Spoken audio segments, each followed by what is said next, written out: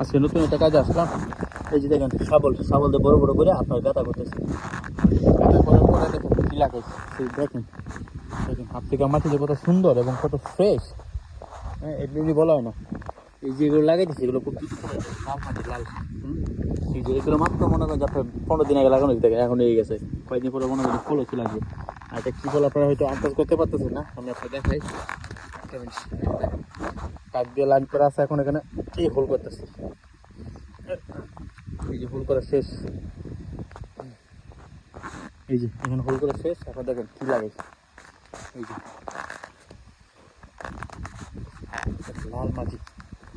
এগুলো পিছনে লাগে না স্যার, এখন লাগাবো এগুলো।